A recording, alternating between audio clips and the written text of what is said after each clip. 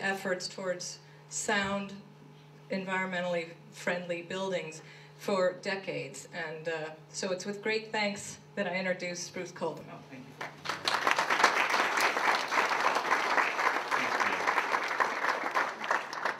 I'm going to try and stand over here, and if the speaker doesn't feed right back and blast the front row to the back row, I'll stay here. So far, so good. I too was fascinated, Ben, with the energy, imagination and audacity of all what you've put together. I've just come, as Meg said, from the Building Energy Conference, the NESI Building Energy Conference, which is a 35-year-old event that has morphed through the ages to discuss all this stuff in various ways. And I spent a good part of the last 2 days with the current Solar Decathlon team from Cornell. I was also from Ontario and also from Boston. So that initiative, which happens every 2 years on the Washington Mall, and basically makes the Smithsonian Institute the second order interest on the mall for a couple of weeks, has been producing a rash of young design professionals which are really, you know, about to kick the ass of people like me, and you can kind of see the evidence of that earlier. I'm looking at this slide here, and I'm noticing that it's rather magnificently vertically distorted from what I see on my screen. So if anyone wonders why I'm inclined to build chimneys which are hugely tall, I'm wondering the same thing. So I approached this a little differently. Meg, you sent a question sheet around. I'm not usually very obedient, but this time I thought, well, those are interesting questions. So Meg had 3 questions, and I took them and I put them, and I thought I would spend a moment on each of the questions and see where that gets us. So this is a slightly different approach than each of the other 2, which I guess is okay. Maybe if I hold this a little closer, you can hear me. So if Ray's going to push the buttons, thank you, Ray, that'll be great if you just push the button. So this was the first question. What's the most effective means of changing the residential status quo? And I looked at that and I said, I have no clue. So let's think about it, though, because that's what Meg wants us to do. She doesn't expect the answer, she just wants us to think about it. And so, Ray, if you'd push again. So I asked myself, what is the residential status quo? Because I think you really need to know that before you can even begin to answer the question. And these were the 3, and anybody who wants to add 5, 4, and 6 would be fine. But I thought that from our point of view, I'm an Australian, so it's pretty much what I grew up with as well in Australia.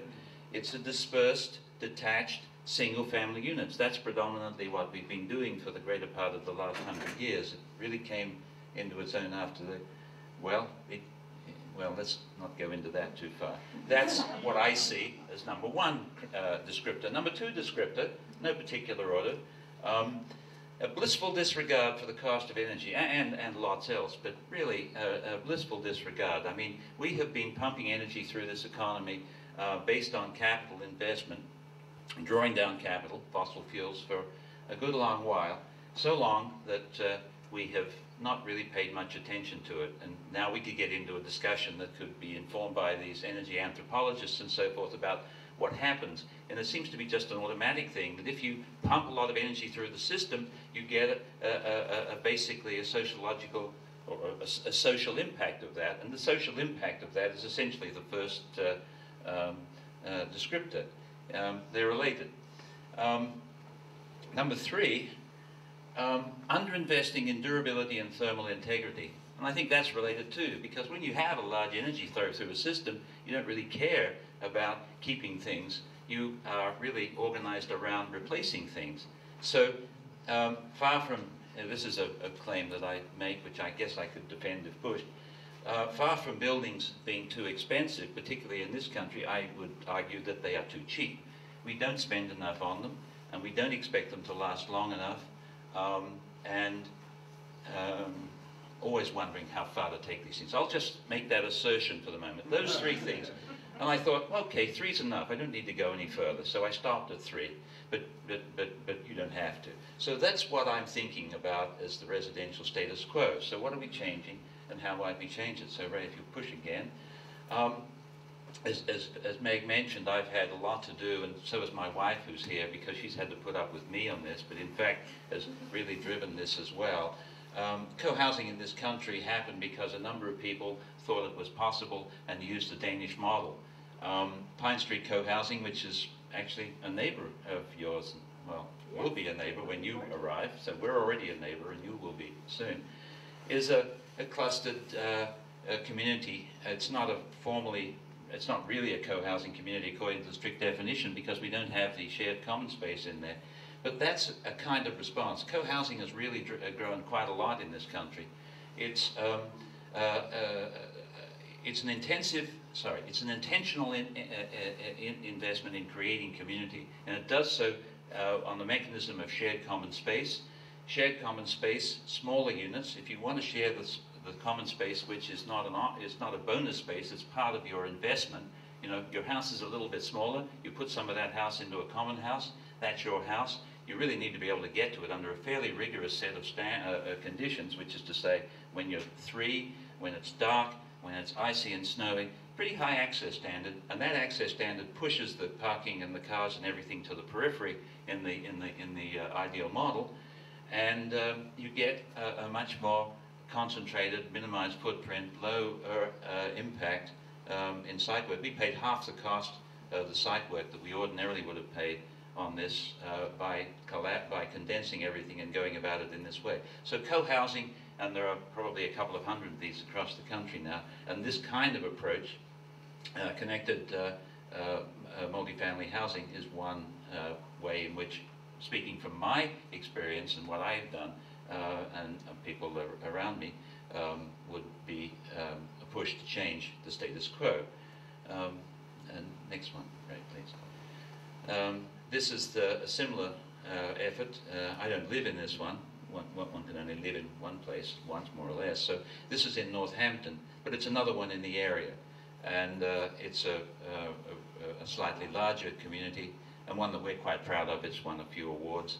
And I particularly like the colors, which are never as vibrant and interesting in slides as they are in real life.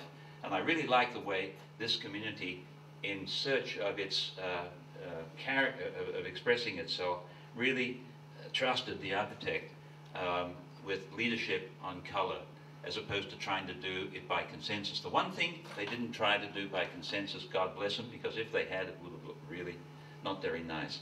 So it's a lovely place for a lot of reasons, not least of which they took a chance on the palette and the socks and the trousers and the jacket of the architect. Right. Another piece is reusing old buildings, reimagining, reusing, remodeling, repurposing existing buildings. There's a lot of them. Some of them are quite large. Some of them have uses, or had uses, that are no longer really viable, so we think about repurposing them. And this is a mill building that we're doing. And part of the repurposing here was to, the challenge was to make this for families. A lot of mill buildings, residential conversions of mill buildings, are for double income, no income, double kids, no income, what is it? Double income, no kids, right, thanks.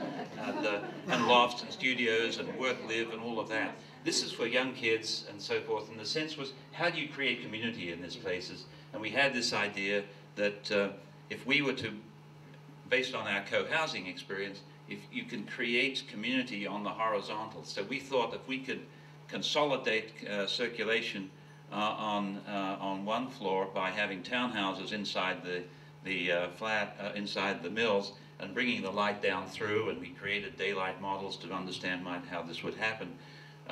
It would be a way of using a mill building in a way for housing that hadn't been used before. We haven't been able to make that happen for various reasons, but the idea was very exciting to our clients, and they let that go very reluctantly. Next one. This is Echo Hill, the way I reimagined it some years ago, as a productive community. The sense was, the question was, you've got Echo Hill, a very successful planned unit community in Amherst from some years ago, one of the very first actually in the country. If you change one program requirement, which was to provide the needs of food, energy and water from the site directly, how would that change the design?